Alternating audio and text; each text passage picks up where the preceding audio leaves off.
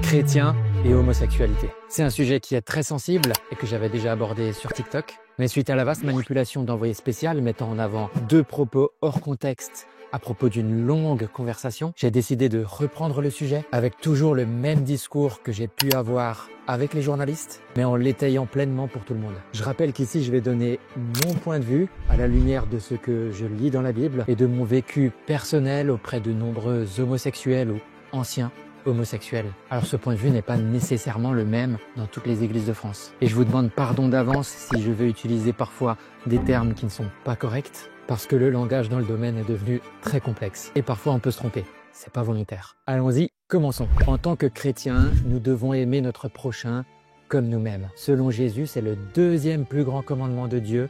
Il nous le rappelle en Matthieu 22 au verset 39. Et notre prochain, c'est qui? Un homme posa justement la question à Jésus, qui lui répondit à travers l'image du bon samaritain qu'il s'agit de toutes les personnes qu'on peut croiser sur notre route. Jésus ira même plus loin en Matthieu 5, verset 44, en expliquant que nous devons aller jusqu'à aimer nos ennemis, ceux qui nous persécutent et qui nous font du mal. En fait, nous devons apprendre à aimer tout le monde. Ainsi, comment un chrétien ne pourrait-il pas aimer les homosexuels? Si vous êtes chrétien et que vous n'aimez pas ces gens, alors vous ne représentez pas l'amour de Christ. Désolé de vous le dire. Nous devons les aimer dans notre attitude, nos paroles et nos actes. C'est la base. Maintenant, que dit la Bible de l'homosexualité? Nous n'allons évidemment pas tordre les Écritures pour faire plaisir à ceux qui voudraient qu'elles disent autre chose. L'homosexualité est bien décrite comme un péché, au même titre que le mensonge, l'orgueil ou l'adultère. Mais partant de ce constat, si on décidait de rejeter les pécheurs, alors on rejetterait tout le monde, nous y compris. Nous pouvons tout à fait aimer quelqu'un sans être en accord avec lui, que ce soit sur le plan politique, sur ses habitudes de vie ou sur son orientation sexuelle. Ainsi, si nous croyons que l'homosexualité est un péché, cela nous empêche en rien de les aimer de tout notre cœur et de les accueillir. Il y a une distinction honnête à faire entre le pécheur et son péché. Je vous donne quelques exemples, bien qu'ils soient imparfaits, et je vous expliquerai pourquoi. On peut aimer de tout notre cœur notre ami qui fume sa cigarette, et pourtant ne pas aimer sa pratique, le fait qu'il fume, puisque c'est un péché.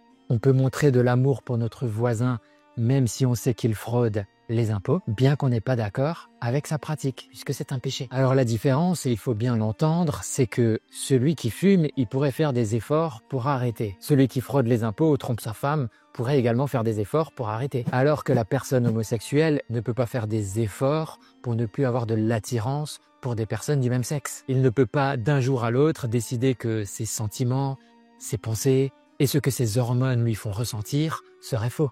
Et en tant que chrétiens, nous devons le comprendre. Les personnes homosexuelles ne se sont pas levées un matin en se disant « Tiens, à partir d'aujourd'hui, j'aurai de l'attirance pour les personnes du même sexe ». Notre rôle en tant que chrétiens, c'est de les aimer et de les emmener à Jésus.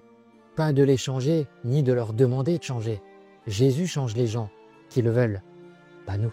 Vous savez, quand quelqu'un s'intéresse à l'Église, aux Écritures et à Christ, il n'est pas forcément déjà converti. C'est-à-dire qu'il n'a pas encore forcément déjà donné sa vie à Christ. Vous pouvez même voir quelqu'un dans votre assemblée depuis des semaines qui n'est pas encore passé par là. Et si, lors de ces moments, vous venez vers cette personne pour essayer de le changer, vous risquez de le blesser et de le faire fuir. J'ai déjà vu ce cas 2 fois pour des jeunes filles qui s'habillaient trop court pour certains. Plusieurs personnes étaient venues les voir en leur disant « Ma sœur, ta tenue, elle est un peu osée. Désolé, mais c'était pas sage. » Et ça les a fait fuir. Ce n'est pas votre rôle, surtout si vous ne connaissez pas la personne et que vous ne savez pas du tout où elle en est dans son parcours. Et il en est de même pour une personne homosexuelle. Ce n'est pas votre rôle de lui dire de changer. D'autant plus que, comme on l'a vu tout à l'heure, il y a des choses que, même s'il le voulait, il ne pourrait pas décider de les changer.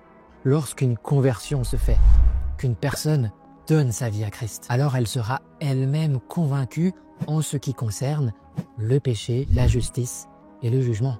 C'est l'œuvre du Saint-Esprit. Jean 16, verset 8. La personne passe alors par une vraie repentance et le désir de changer de vie. Évidemment, on se retrouve toujours avec un hic, puisque la personne a le désir de changer de vie, mais elle ne peut pas décider de ses sentiments. Par contre, il peut décider de ne plus pratiquer ce qui lui semble être un péché. Mais là, encore une fois, ce n'est pas à nous de lui dire de le faire.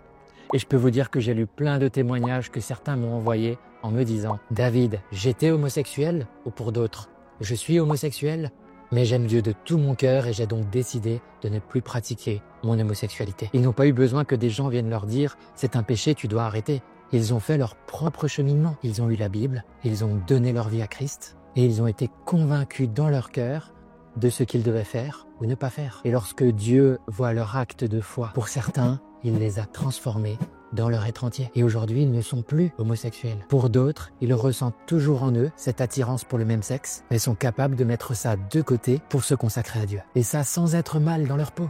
Pour certains, le combat est plus rapide que pour d'autres. Et ça, c'est comme avec tous les péchés. Je peux le témoigner pour moi, par exemple. J'ai été libéré de la pornographie comme ça, en un claquement de doigts, alors que pour le sexe, ça a pris des années. C'est une question qui m'est revenue très souvent. Je vous rappelle que je vous expose mon avis. Vous avez le droit de penser autrement. Pour répondre correctement, il faudrait déjà définir exactement ce qu'on entend par homosexuel. Car selon moi, celui qui donne sa vie à Christ et décide d'arrêter son péché est sauvé. Ainsi, un homosexuel qui donne sa vie à Christ et décide de ne plus pratiquer est sauvé. Alors vous me direz, oui, mais si dans son cœur, il aime toujours les personnes du même sexe, du coup, même s'il ne pratique plus, il est toujours homosexuel. Eh bien, j'ai envie de répondre comme tout à l'heure, malheureusement, il n'a pas le pouvoir de changer ça. Christ le peut, et il le fera sûrement en son temps. Mais si cette personne décède avant que Christ l'ait changé de l'intérieur, moi je pense qu'il peut être sauvé du moment qu'il a vraiment donné sa vie à Christ et qu'il a décidé de ne pas pratiquer. Dites-moi en commentaire votre point de vue. Maintenant, il est vrai qu'on est dans une ère assez étrange en France. Parce que quelqu'un qui se sentait hétéro depuis des années et qui d'un jour à l'autre fait son coming out et dit se sentir homo, ça ne dérange personne. Il ne faut surtout pas que ça dérange qui que ce soit. En revanche, lorsque je poste des vidéos de personnes qui étaient homosexuelles durant longtemps et qui sont devenues hétéros, ou des personnes qui étaient transgenres et qui ont décidé de faire les étapes inverses, alors là, il y a une vague de haine, et spécialement venant d'associations LGBT. Dites-moi pourquoi. Pourquoi cette haine de gens qui ne sont pas comme vous, ou plus comme vous? Ils ne sont pas libres de changer de vie s'ils sont heureux comme ils sont. Ils ne sont pas libres de dire qu'ils étaient mal dans leur peau, dans la condition où ils étaient. Ce n'est pas moi qui le dis, ok? C'est leur terme. Pour aller encore plus loin, il a été évoqué la thérapie de conversion. Quand j'ai entendu ce mot, je pensais que ça évoquait des techniques un peu bizarres pour tenter de convertir des gens de manière générale.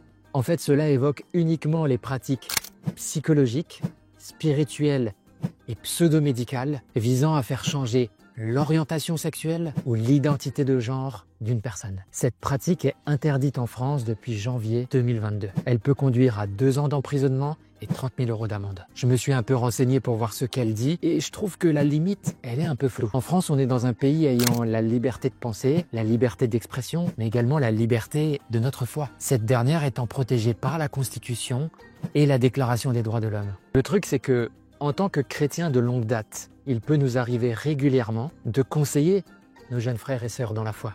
En fait, eux-mêmes viennent régulièrement nous poser des questions sur tout un tas de sujets. Alors, quelles limites ne pas franchir lorsqu'un frère dans la foi vient nous parler de son attirance pour les personnes du même sexe, pour ne pas entrer dans ce qu'ils appellent une thérapie de conversion? Par exemple, s'il me demande de lui-même « Que devrais-je faire face à cette attirance ?» Ai-je le droit de lui donner mon avis de chrétien ou n'ai-je pas le droit d'exercer ma liberté religieuse au risque d'aller en prison pour thérapie de conversion?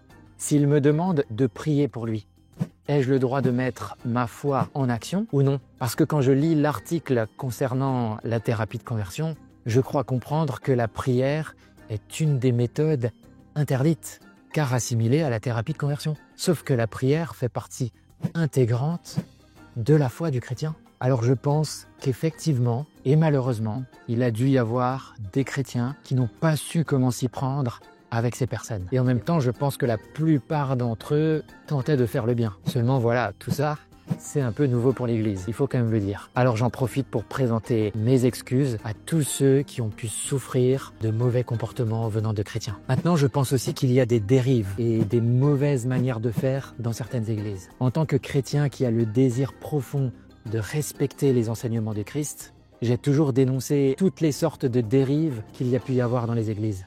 Et s'il y a des thérapies de conversion, au sens brut où je l'entends, je serai le premier à les reprendre. Le chrétien doit toujours agir dans l'amour pour son prochain. Il ne doit jamais obliger qui que ce soit à faire quoi que ce soit. Au final, nous restons individuels devant Dieu. Nous devons encourager et élever notre prochain à se rapprocher de Christ, car nous n'avons pas le pouvoir de changer qui que ce soit à propos de quoi que ce soit. Lui le peut, et c'est lui qui le décide en fonction du cœur sincère ou non de celui qui se rapproche. Pour finir, j'aimerais dire qu'en tant que chrétiens, nous croyons en Dieu et c'est notre droit. Et nous croyons également en ce que disent les Saintes Écritures et c'est également notre droit. Si le simple fait de citer la Bible en disant que l'homosexualité est un péché nous menait aux tribunaux, alors où serait notre liberté de chrétien? Et que sera la suite dans ce pays? L'interdiction de lire la Bible? La France décidera-t-elle un jour de brûler toutes les Bibles? Et d'ailleurs, au passage, pas que les Bibles. Vous pourrez brûler les Corans et la Torah. Où sera la limite? Soyez bénis.